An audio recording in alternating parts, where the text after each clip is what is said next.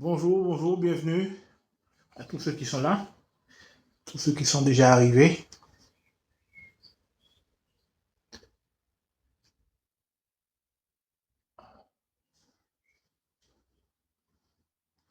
Bonjour Romane, tu as l'air joyeuse, en pleine forme, c'est bien, on fait l'après-midi comme ça. Alors bonjour à tous ceux qui nous rejoignent. Alors je vais vous donner mes coordonnées.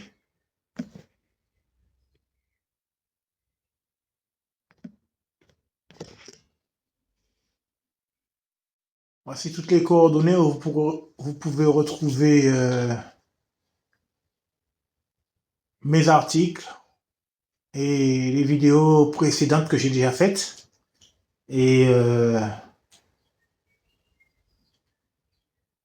le site, l'adresse du site a l'air tronquée, donc je vais la redonner. Voici l'adresse du site internet. Enchanté, Mélodie. Bienvenue, bienvenue à tout le monde. On s'approche tout doucement du quota que je me fixe pour commencer le live.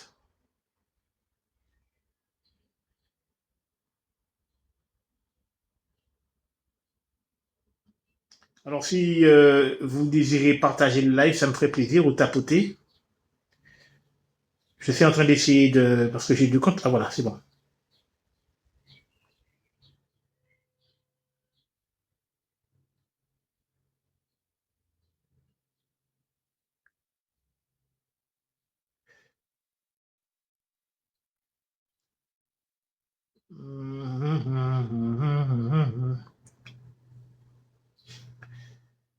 Je ne sais pas faire comment. Je ne sais pas comment faire pour partager le live.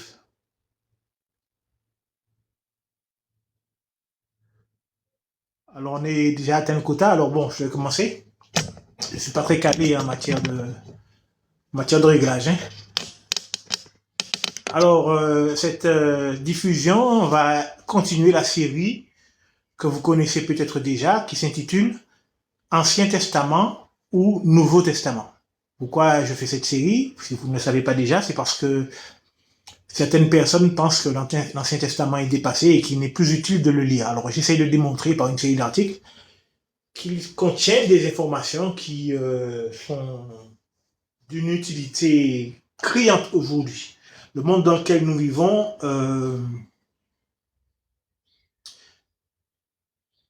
distille des informations qui sont néfastes à notre croissance spirituelle.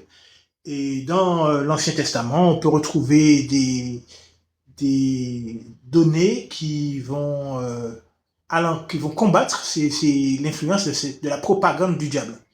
Par exemple, c'est un live que j'ai déjà fait, hein, mais comme je dois enregistrer pour partager pour que les personnes qui veulent le revoir puissent le revoir sur mon compte, sur ma chaîne YouTube. Alors je refais ce live là comme j'ai refait d'autres que vous pouvez retrouver sur ma chaîne YouTube. Donc ce live là va avoir pour thème les relations sexuelles, quelles sont les limites à ne pas franchir. Voilà. Parce que dans le monde dans lequel nous vivons, il semble ne pas y avoir de limites. Il semble ne pas y avoir de limite, qu'on fait ce qu'on veut du moment que les deux partenaires sont d'accord et qu'ils sont majeurs, hein, dans le cadre de la loi, on peut faire ce qu'on veut. Est-ce que c'est le point de vue que devraient développer les chrétiens? Alors, Jésus-Christ a donné des conseils à ses disciples. Il leur a dit que celui qui regarde une femme au point de la désirer a déjà commis la fornication avec elle. Et il a rétabli le modèle original, savoir un homme pour une femme. Mais il n'est pas allé dans le détail. Comme j'ai déjà dit, dans la première fois que j'ai fait ce live, Jésus-Christ n'est pas entré dans le détail. Et si on veut entrer dans le détail des principes bibliques à respecter dans le cadre des relations sexuelles, il peut être intéressant de se référer à l'Ancien Testament. Oui, l'Ancien Testament contient des principes moraux dans la loi mosaïque. Parce que la loi mosaïque est divisée à peu près en deux parties. il y a tous les principes et les lois cérémonielles qui disent qu'on doit faire tel sacrifice à tel moment, qu'on doit faire telle chose à tel moment. Et il y a des lois morales qui interdisent de faire certaines choses, qui interdisent d'avoir certaines activités qui sont condamnées par Dieu. Voilà. Alors, il y a aussi d'autres choses qui étaient condamnées dans la loi mosaïque, mais qui restent dans le cadre, dans le domaine rituel. Par exemple, on ne devait pas manger de porc. Ça, c'était dans le domaine rituel. Mais on ne devait pas non plus voler. Là, la loi concernant le vol, ce n'est plus une question de rituel, c'est une question morale. Donc il faut savoir faire la distinction entre les interdits qui viennent de la loi rituelle et les interdits qui viennent des principes moraux intrinsèques propres à Yoéva lui-même. Et ces principes moraux, on les retrouve dans la loi. Allez, le stream d'aujourd'hui aura pour but de mettre en lumière, je l'ai déjà fait une première fois, donc vous serez peut-être familier de ce que je vous dis, de ce qui va se passer, mais le stream d'aujourd'hui aura pour but de mettre en lumière ces principes moraux au travers d'un exemple tiré du livre de Lévitique, le chapitre 18. Alors nous sommes dans le monde présent, dont Jésus-Christ a pu dire qu'il est dominé par le diable. Et le monde qui nous entoure nous assaille quotidiennement avec la propagande du diable pour nous faire croire que c'est une bonne chose, une chose normale, que les relations sexuelles entre deux hommes ou deux femmes. Il y a même des gens qui essayent de promouvoir la zoophilie. En ce moment même, il y a des gens qui essayent de promouvoir la pédophilie à l'école, en commençant à l'école. Pourquoi? Comme je dis, parce que l'homosexualité et la pédophilie on en fait la promotion à l'école. Pourquoi? Parce que, comme je l'ai déjà dit, j'ai fait remarquer dans un précédent live, le cerveau grandit avec les informations qui lui sont données. Et cela est d'autant plus vrai que si ces informations ne sont pas combattues, elles vont modifier la personnalité. Et même si elles sont combattues, elles vont quand même rester quelque part dans notre cerveau. Et c'est pour ça que les satanistes, le sachant, commencent à éduquer les enfants très tôt à leur mode de vie impur. Et si, donc, dès l'enfance, on va dire aux enfants que l'homosexualité n'est pas une chose condamnable. Que c'est même, ça peut même être agréable. J'ai vu des livres pour enfants qui expliquaient aux enfants que l'anus est un organe sexuel, ou qu'un garçon fasse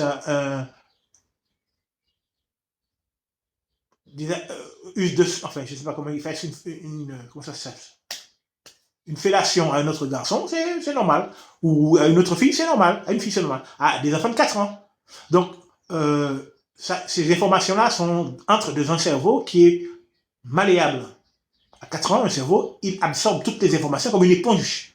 Et donc, ces informations-là, elles rentrent profondément et vont profondément impacter la personnalité de l'enfant.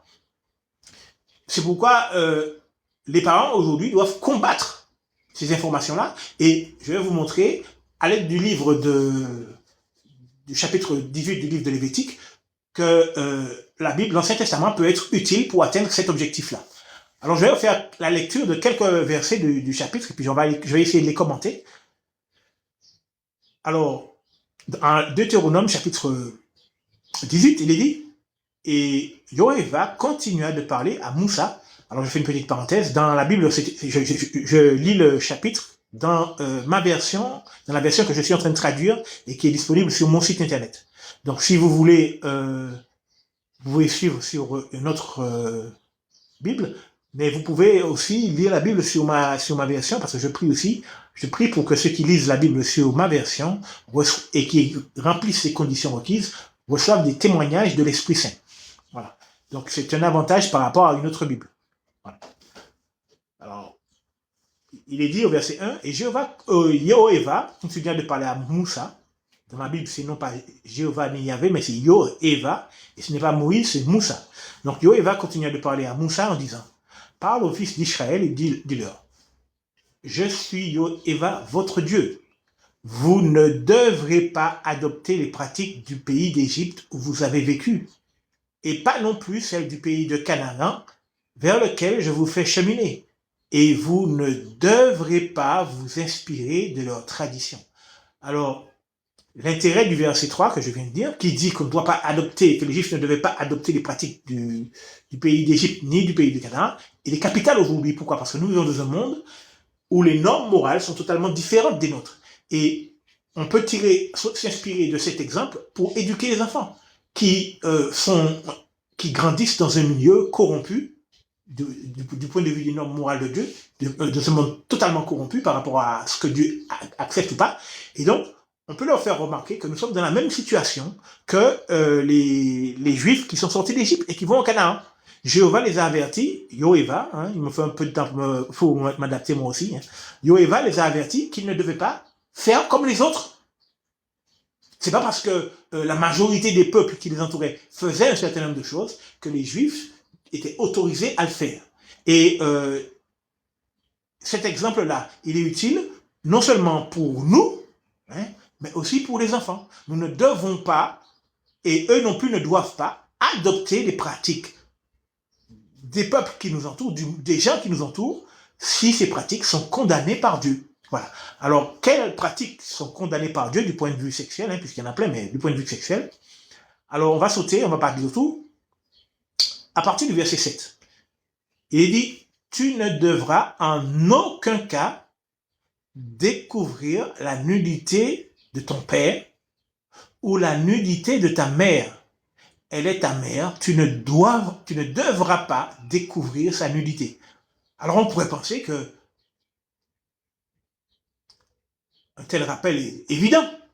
On n'a pas besoin de se rappeler qu'on n'a pas de relation sexuelle avec son père ou sa mère. Et pourtant,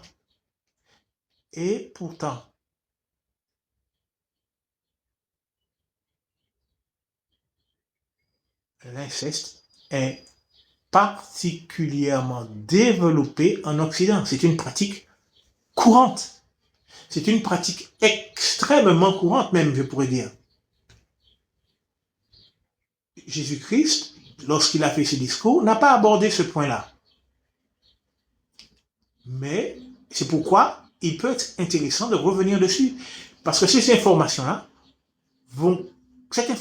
et les autres vont combattre la propagande faite par le diable, par l'intermédiaire de la mentalité du monde qui nous entoure. L'inceste est une chose qui est condamnable du point de vue de Dieu. Donc, qu'en est-il de la femme du père? Eh bien, au verset 8, il est dit, tu ne devras pas non plus découvrir la nudité de la femme de ton père, c'est-à-dire si elle n'est pas ta mère. C'est quand même, dit le verset, la nudité de ton père. Alors, il y a un phénomène qui se produit aujourd'hui et j'ai tellement de cas qui se sont produits que je suis obligé d'en parler. Lorsqu'un homme entre dans une famille ou une femme entre dans une famille, ces gens-là vont coucher avec les parents de leur conjoint. C'est-à-dire que la femme va coucher avec le père de son conjoint et l'homme va coucher avec la mère de sa femme. En secret, très souvent. Mais il arrive même parfois qu'il le fasse ouvertement. Et pire encore, ils vont coucher avec les enfants de leur conjoint. L'homme va coucher avec la fille de son conjoint. J'ai entendu un cas encore pire, où l'homme a quitté sa femme et s'est mis en couple avec le fils de sa femme.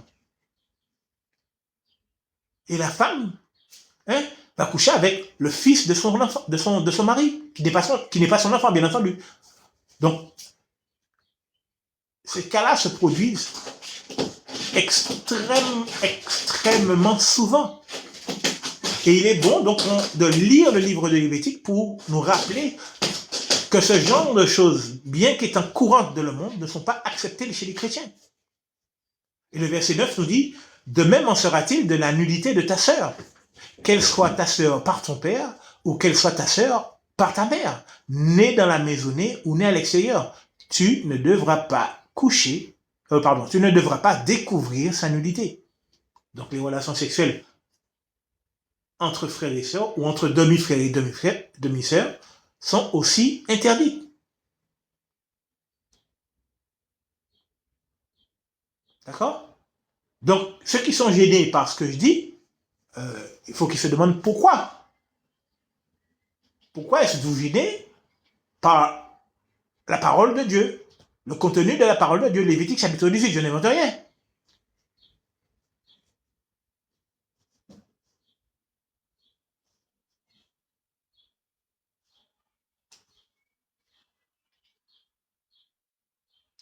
Le verset 10, de même en sera-t-il de la nudité de la fille de ton fils ou de la nudité de la fille de ta fille.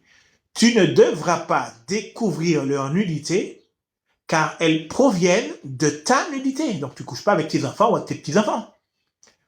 La nudité de la fille de la femme de ton père, elle est ta sœur, une parente de ton père. Tu ne devras pas la découvrir. Tu ne devras pas découvrir la nudité de la sœur de ton père, autrement dit de ta tante. Elle est une proche parente de ton père. Tu ne devras pas découvrir non plus la nudité de la sœur de ta mère, car elle est une proche parente de ta mère. Tu ne devras pas découvrir la nudité du frère de ton père. Tu ne devras absolument pas t'approcher de sa femme, elle est ta tante. Tu ne devras pas découvrir la nudité de ta belle-fille, elle est la femme de ton fils. Tu ne devras absolument pas découvrir ta nudité. Tu ne devras pas découvrir non plus la nudité de la femme de ton frère. C'est la nudité de ton frère.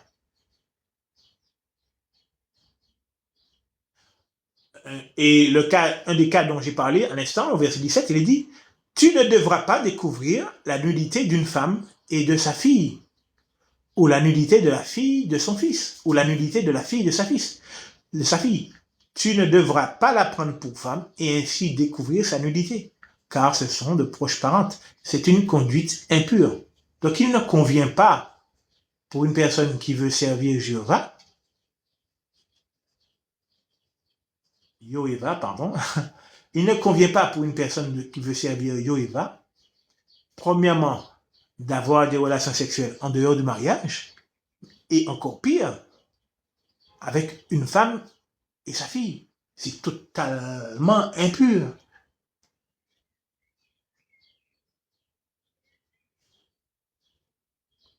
Le verset 19 nous parle d'un cas qui aujourd'hui se produit malheureusement souvent. Tu ne devras pas approcher une femme pour découvrir sa nudité alors qu'elle est dans son impureté menstruelle.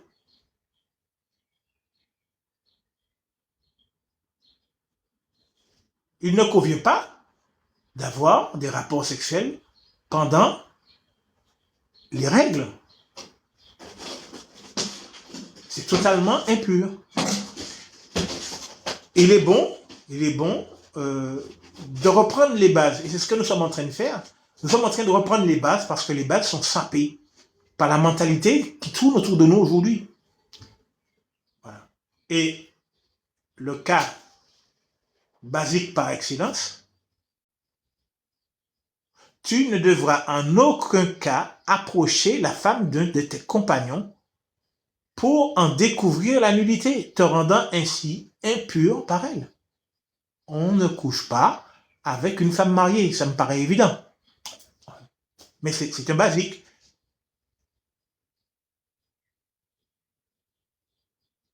Et il y a encore une autre basique qui vient et qui aujourd'hui refait surface, malheureusement. Écoutez ce qu'il est dit. Mais là, on laisse le domaine provisoirement, temporairement, on laisse le domaine des relations sexuelles. On laisse en apparence le domaine des relations sexuelles, parce que très souvent, je vais vous expliquer pourquoi c'est pas le cas. Tu ne devras jamais offrir ta descendance en sacrifice à Moloch. Tu ne devras jamais profaner le nom de Jéhovah, de ton Dieu. Je suis Jéhovah. Aujourd'hui, les sacrifices d'enfants sont légion, même chez les chrétiens.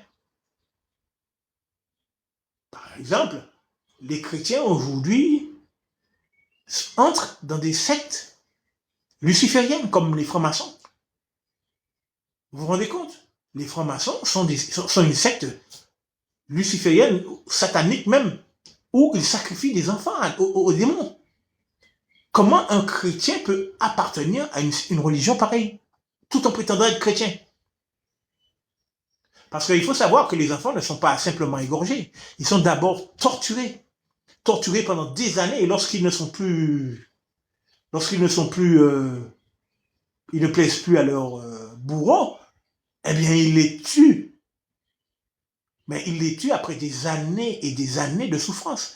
Est-ce qu'un chrétien peut accepter une telle chose et entrer dans une secte qui pratique ce genre de choses? Et toujours penser qu'il plaît au Christ. Vous pensez que le Christ, c'était... Excusez-moi, j'ai mal au dos. Qu'il était parmi nous, qu'une telle chose lui ferait plaisir, qu'il vous dirait bravo, continue. Bravo, continue à sacrifier les enfants, c'est ça? Ou vous pensez qu'il ne voit pas ce que vous faites?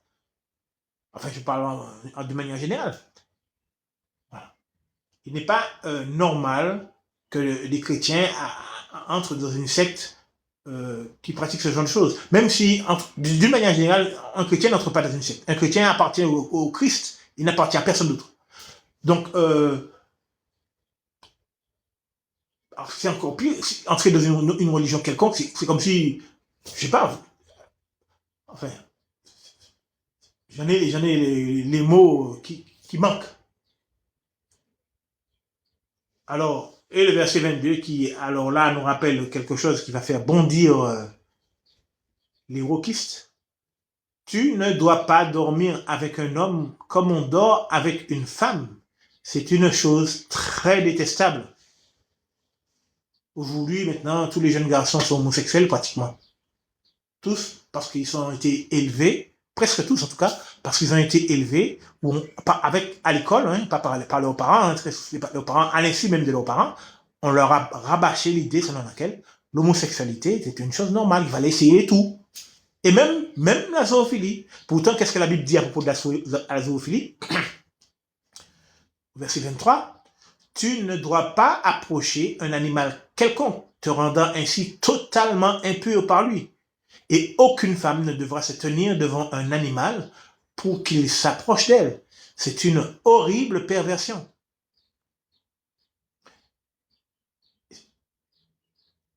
Et ici, le conseil que Jéhovah donne ici par l'intermédiaire de Moussa, il dit, tu dois avoir soin de ne te rendre impur par aucune de ces choses, car c'est par ces choses que se sont rendues impures les nations que je chasse devant toi aujourd'hui. Alors, une petite parenthèse. Est-ce que vous avez vu pourquoi Dieu chasse les nations de devant les Juifs? Je relis, hein. Tu devras avoir soin de ne te rendre impur par aucune de ces choses, car c'est par ces choses que se sont rendues impures les nations que je chasse de devant toi aujourd'hui.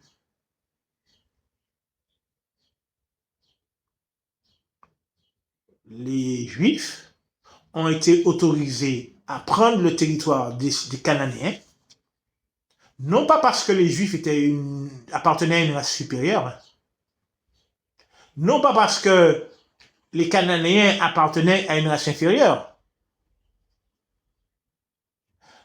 mais uniquement, et je dis bien uniquement, parce que ces nations avaient franchi le Rubicon, si on veut dire. Elles étaient allées, si on peut dire, elles étaient allées trop loin dans les comportements immoraux. Elles sacrifiaient des enfants à des démons et pratiquaient la sodomie, l'homosexualité, la zoophilie. Toutes ces choses étaient monnaie courante dans les nations cananéennes de l'époque. D'ailleurs, c'est d'une de ces nations, hein, d'une des villes de ces nations, Sodome, contient l'expression la sodomie. Donc, c'est dire, on comprend donc que les Juifs n'avaient aucune gloire dire qu'ils avaient personnel qui justifierait qu'ils aient chassé ces nations-là. D'ailleurs, Joëva leur a dit dans un autre passage, tu ne dois pas dire, c'est parce que je suis juste que Jéhovah a chassé ces nations de devant moi. Il leur a dit non, parce que tu es un peuple au cou raide. Mais c'est parce qu'elles sont mauvaises que je les chasse de devant toi. D'accord? C'est parce que ces nations étaient mauvaises, qu'elles avaient été trop loin dans l'immoralité sexuelle. Alors, ce qui est arrivé à ces nations nous arrivera à nous aussi. Mêmes effets, même cause. Dieu est celui qui a créé la terre, qui l'a aménagée, il en est le propriétaire et il laisse vivre dessus qui il veut. Si nous nous livrons à des choses innommables, horribles, même en secret, la colère de Dieu viendra sur nous. C'est une loi immuable qu'on ne peut pas échapper. On ne peut pas lui échapper, on ne peut pas éviter les conséquences de ce qu'on fait. Ce que l'homme sème, dit la Bible, cela, il le moissonnera. Encore un proverbe de la Bible qui est devenu très célèbre, beaucoup de gens l'utilisent sans savoir même que ça vient de la Bible, où il dit, celui qui sème la tempête, celui qui sème le vent, récoltera la tempête. Ce sont des lois immuables de l'univers, on ne peut pas y échapper. Et la colère de Dieu est arrivée sur ces nations parce qu'elles se conduisaient mal. Donc le peuple juif ne peut pas dire, ne peut pas tirer excuse de la Torah pour dire ah je massacre qui je veux parce que je suis le peuple élu. Non, c'est pas ça du tout, du tout, du tout, du tout. C'est pas une question de peuple élu, c'est une question de nation complètement mauvaise. Et aujourd'hui, qui est-ce qui est mauvais? Qui est-ce qui tue les enfants? Qui est-ce qui sacrifie les enfants à Lucifer? Ce sont ces gens-là que Dieu détruit, que Dieu va détruire. Pas un peuple simplement parce qu'il habite sur une terre quelconque. Non. La colère de Dieu vient sur ceux qui se conduisent mal, pas sur une race en particulier, ou pas sur ceux qui possèdent la terre. Le seul à posséder la terre, c'est Dieu. D'accord? Donc on ne peut pas tirer un principe de la loi mosaïque ou de la Torah. La Torah, je rappelle que la Torah est dans la Bible, hein, c'est partie intégrante de la Bible. La Torah, ce sont les 5 premiers livres de la Bible. La Genèse, l'Exode, Lévitique, Deutéronome et Nombre. Voilà, c'est ça la Torah. Donc, on ne peut pas tirer un texte de la Torah comme ça, hors de son contexte, et puis dire oh, Dieu m'autorise à tuer tous ceux qui ne sont pas juifs. C'est pas vrai.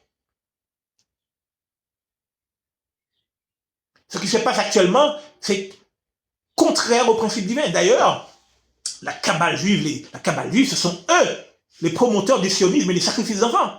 Ce sont eux qui font exactement ce que la loi mosaïque condamne. D'accord? Prenez bien note de ce que je dis avant que je sois ban, puisque ceux qui disent ce genre de choses, en général, ils finissent ban. Mais en tout cas, moi, je n'ai pas peur d'être banni, je parle de ce qui est de la parole de Dieu, la Bible. Voilà. Alors, je reprends. Tu devras avoir soin de ne te rendre impur par aucune de ces choses, car c'est par ces choses que se sont rendues impures les nations que je chasse de devant toi aujourd'hui, si bien qu'elles ont rendu le pays impur, de sorte que j'ai fait venir la punition pour leur faute sur leur pays, et que le pays a vomi ses habitants. Voilà. Donc, la faute, c'est ce qui a fait venir la punition. C'est pas le fait d'habiter sur une terre que convoitent des personnes égoïstes. Bon.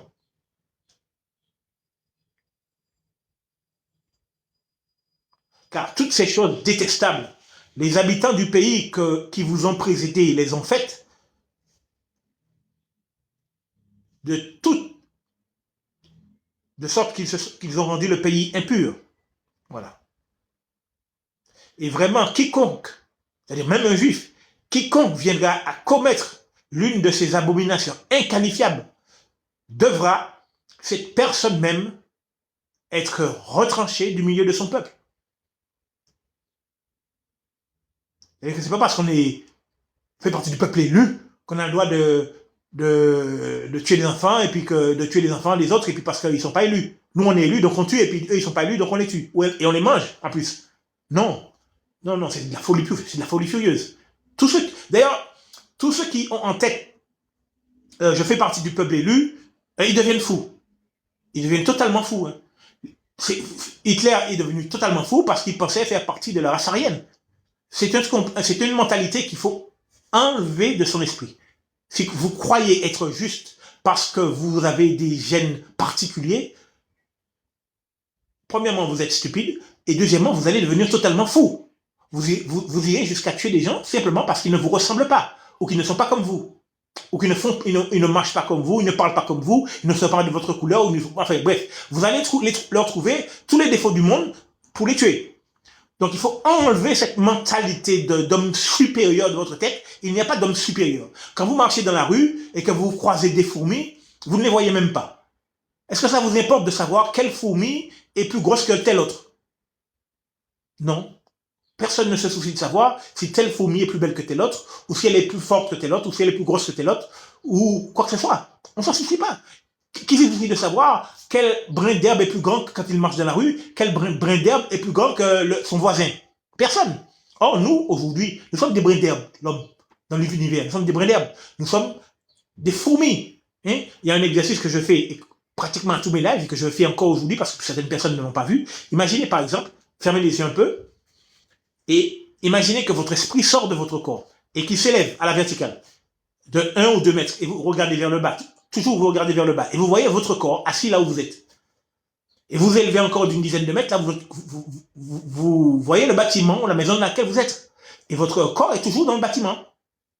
Mais il est devenu un peu plus petit. Et vous élevez encore un peu et vous voyez le quartier. D'une centaine de mètres, vous voyez le quartier. Et la maison est devenue plus petite. Mais dans cette maison, il y a encore... vous êtes dans la maison, vous étiez toujours... Vous n'avez pas changé de place. Mais vous êtes vraiment petit. Vous vous élevez encore un peu, là vous voyez la ville, puis encore un peu, vous voyez la région, mais vous êtes toujours au même endroit, puisque vous vous élevez à la verticale. Et vous êtes tellement petit que vous ne voyez plus votre corps. Et vous vous élevez encore un peu, là c'est toute la France que vous voyez. Et là la ville est toute petite, c'est la ville qui est petite. Mais vous êtes toujours au même endroit, puisque vous vous élevez à la verticale. Vous êtes toujours au même endroit. Donc, et vous vous élevez encore un peu, et là vous voyez toute l'Europe. Vous vous élevez encore un peu, et là vous voyez le globe terrestre. Et la France, c'est la France là qui est un point minuscule sur le globe terrestre, presque minuscule sur le globe terrestre. Vous voyez? Et vous êtes sur ce point minuscule là. Le point est minuscule, mais vous êtes dessus, encore plus minuscule que le point. Et vous vous élevez encore un peu, vous voyez le système solaire. Là, c'est la Terre qui est devenue minuscule, au point qu'on ne la voit presque plus. Et sur ce point minuscule, il y a encore un point encore plus minuscule qui est dessus, et c'est vous. Et vous vous élevez encore un peu, vous voyez la galaxie. Là, c'est le système solaire qui est invisible, qui est minuscule. Et dans ce système solaire, ce point minuscule, il y a un point minuscule, c'est la Terre. Et sur la Terre, il y a un point minuscule encore plus petit, c'est vous. Et si vous vous élevez encore, là, vous voyez tout l'univers. Et là, c'est la galaxie qui a complètement disparu. Essayez d'imaginer le poids, l'importance que vous avez dans cet univers. Qu'est-ce que vous pouvez avoir accompli qui a de la valeur, qui peut changer le cours de l'univers? Rien. De quoi vous glorifiez-vous quand vous regardez la taille de l'univers? Ça change quoi? Quand vous regardez l'âge de l'univers a des milliards d'années. L'homme, c'est une étincelle. Il brille pour peu de temps et il s'en va. À peine 100 ans, comparé aux milliards d'années de l'univers. Qu'est-ce que nous sommes? Rien. Ben, nous sommes ce brin d'herbe que nous croisons dans la rue. C'est ça que nous sommes. Il est important de garder présent à l'esprit notre place dans l'univers. Et qui a créé l'univers? C'est Dieu. Il dit par l'abondance de son énergie vive, Jéhovah a créé toutes ces choses. Donc imaginez un peu. Il dit, à propos de Jéhovah, la Bible dit que l'univers tout entier n'est pas suffisant pour le contenir. Imaginez un peu la présence, la majesté de sa puissance, l'infinité de sa puissance, de la puissance dont il dispose. Que sommes-nous par rapport à lui pour nous vanter d'avoir fait ça ou d'être ci ou d'être plus beau? Vous croyez vraiment que ça importe à Dieu que vous soyez plus fort que votre voisin ou plus beau que votre voisin? Ou plus, je sais pas, de quoi vous pouvez vous vanter? Ça importe, vous pensez? Non, ça n'importe pas aux yeux de Dieu. Alors qu'est-ce qui importe aux yeux de Dieu? Pourquoi Dieu a choisi Abraham? Parce qu'il avait des gènes particuliers? Non. Non, non. C'est Dieu qui a créé l'homme. Il a donné aux hommes les mêmes gènes. Même s'il y a des variantes, hein, mais nous ne sommes pas un animal, nous ne deviendrons jamais un chien. Nous avons reçu ce qu'il faut pour que de génération en génération, nous restions des hommes. Ce qui importe aux yeux de Dieu, c'est la conduite. Et c'est ça qui fait que Dieu a choisi Ibrahim, non plus Abraham, comme je viens de dire, puisque dans ma traduction, c'est Ibrahim. Hein. Dieu a choisi Ibrahim pour sa conduite, et notamment parce qu'il exerçait la foi. Sans la foi, on ne peut pas plaire à Dieu. Vous pouvez avoir tout l'argent que vous voulez, vous pouvez être l'homme le plus beau du monde, le meilleur parleur, le meilleur discoureur du monde, l'homme le plus intelligent ou être le plus fort dans votre domaine. Cela n'importe absolument pas aux yeux de Dieu. Ce qui importe, c'est votre conduite dictée par la foi. Voilà. Et il est important, pour que notre foi se bâtisse correctement dans un monde envahi par la propagande du diable, il est important que nous reprenions de temps en temps les bases. Et ces bases-là se trouvent dans toute la Bible, pas seulement dans le Nouveau Testament. L'Ancien Testament contient des informations qui nous seront aussi utiles pour lutter contre les attaques incessantes du diable. Ce n'est pas parce que nous sommes dans une paix apparente que nous ne sommes pas en guerre. Nous sommes en guerre contre les démons. De même que la mer va saper les bases de la falaise pour qu'elle s'effondre, le diable et ses serviteurs vont essayer de saper les bases de notre foi pour qu'elle s'effondre. Et les bases de notre foi, ce sont les principes moraux de conduite dictés par Dieu dans la parole de Dieu. Si, dans sa parole, la Bible, si vous ne vous conformez pas aux principes moraux de Dieu contenus dans la Bible, votre foi est inutile, car vos œuvres seront vaines. Comment quelqu'un qui couche avec la femme de son père peut dire « j'ai la foi » ? Comment quelqu'un qui couche avec un animal peut dire « j'ai la foi » ? Comment quelqu'un qui couche avec un autre homme ou deux femmes ensemble pourrait dire « j'ai la foi » ? Quel genre de foi est-ce ? Est-ce là le genre de foi que Jésus-Christ a prêché ? Que les apôtres ont prêché ? Quel genre de personne peut voler son prochain et dire « j'ai la foi » ? Non, c'est pas possible. Vos œuvres doivent refléter les principes moraux contenus dans la Bible pour que votre foi ne soit pas morte.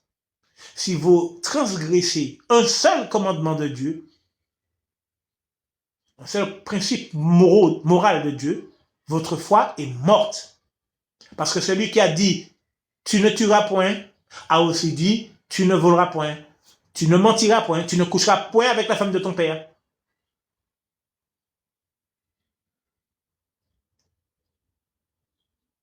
Donc, celui qui transgresse un seul principe de la Bible, principe moral, et pêche à l'égard de toute la Bible, comme nous le fait remarquer l'apôtre Paul. Dans ses termes à lui, et c'est une adaptation à notre monde moderne. Donc, il nous faut faire attention aux informations qui entrent dans notre cerveau, et particulièrement aux informations qui entrent dans le cerveau de nos enfants. Le diable s'y prend de manière très détournée pour inciter les enfants à accepter d'être violés par des hommes, hein, de manière très, très, très sournoise. Par exemple, à l'école, on apprend aux enfants, écoutez bien,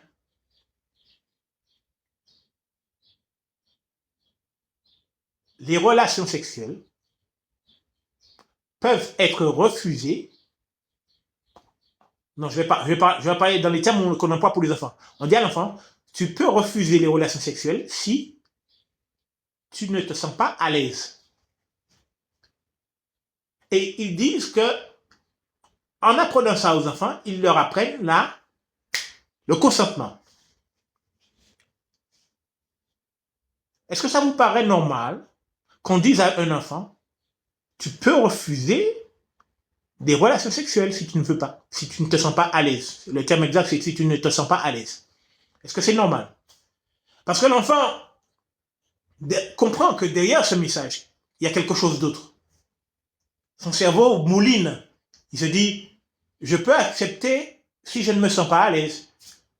Je peux refuser si je ne me sens pas à l'aise. Mais ça veut dire que si je me sens à l'aise, je peux accepter. Un enfant de 4 ans. Vous voyez l'information, comment elle est pernicieuse. Ils ne le disent pas, oui, tu peux coucher avec des hommes ou des femmes, hein, parce que les femmes ne sont pas en reste en matière de pédophilie. On a tendance à faire croire qu'il n'y a que les hommes pédophiles. C'est pas vrai, les femmes sont aussi pédophiles que les hommes. Hein. Sauf, la seule chose, c'est que, bien entendu, un homme détruit un enfant physiquement quand il couche avec un enfant. Mais une femme, ça ne se verra pas. Comme on dit, elle mange, elle se suit la bouche, personne ni vu ni connu. La différence entre l'homme, c'est ça. C'est pour ça qu'on connaît plus les cas de pédophilie masculine, parce que quand il est un homme à une relation sexuelle avec une enfant, eh ben, il lui détruit son corps, parce que l'enfant n'est pas fait pour ça. Donc on voit qu'il a fait une bêtise, qu'il a commis un acte irréparable. Donc tout de suite, les hommes sont chopés. Mais les femmes, elles, quand elles font leur bêtise, on voit pas.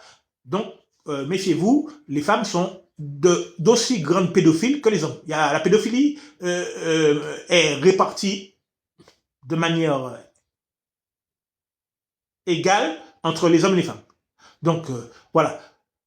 Mais, qu'est-ce que je veux dire? Ah. Donc, en fait, je reprends ce que je disais. On ne dit pas à l'enfant, tu peux avoir des relations sexuelles avec un homme ou une femme, hein. Mais on lui dit, tu peux refuser. Ben, logiquement, ça veut dire qu'il peut accepter aussi. Vous voyez? Donc, quand ce genre d'information entre dans la tête de l'enfant à 4 ans, c'est difficile de l'en faire sortir si elle n'a pas été combattue dès la naissance. C'est dès la naissance que vous devez mettre en garde vos enfants contre les attaques de Satan. Nous connaissons les intentions du diable.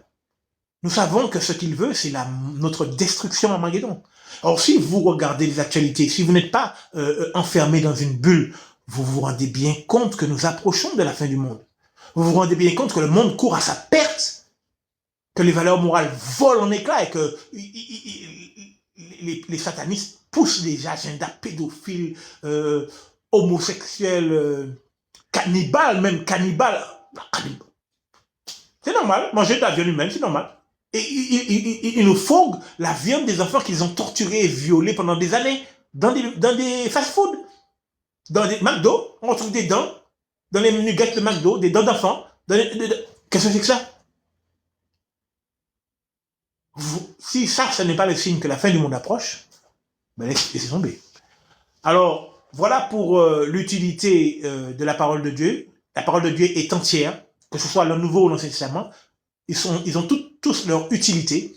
Pour reprendre les bases, il n'y a pas mieux que ce genre de chapitre-là que je viens de vous lire. Reprendre les bases avec les enfants, lire ces chapitres-là, même les apprendre par cœur.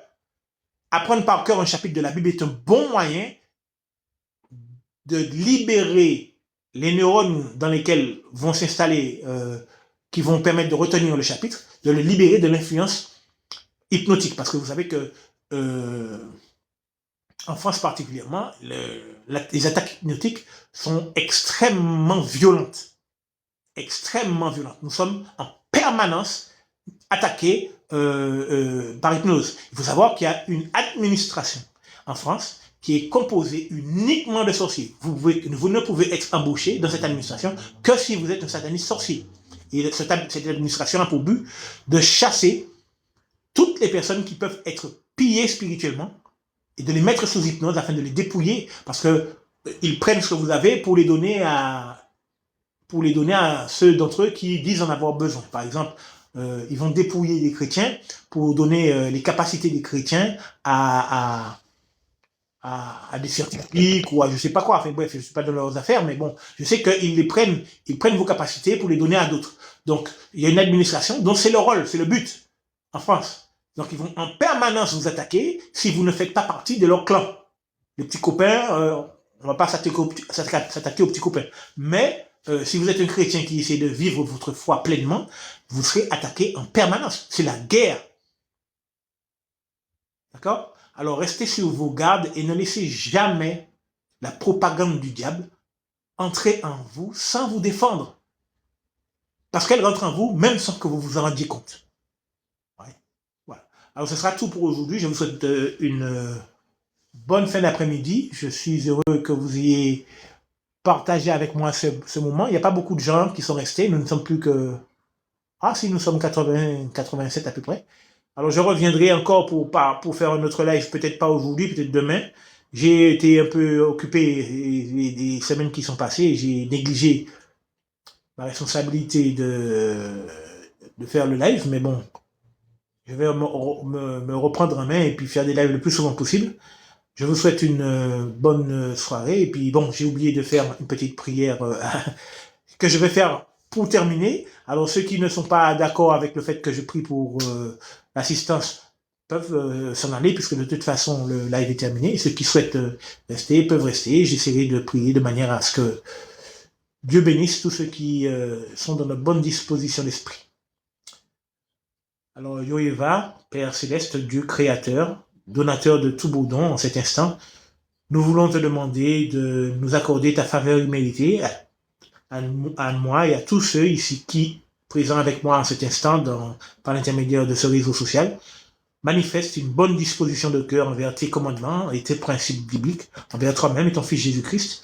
Permets, Jéhovah, que toutes ces personnes qui font des efforts sincères pour te trouver puissent continuer d'obéir à tes commandements, faire de leur mieux pour se soumettre à ta volonté et qu'elles reçoivent de ta part un signe d'approbation et de bénédiction, la délivrance de leur inquiétude et la paix de l'esprit en fonction de leur progrès et de leur bonne disposition d'esprit. Veuillez recevoir, Jéhovah, ces quelques mots de prière, Jéhovah, ces quelques mots de prière, par les mérites de ton Fils Jésus-Christ. Merci. Alors je remercie tous ceux qui ont assisté à ce live et je vous souhaite une bonne journée. À bientôt et au revoir.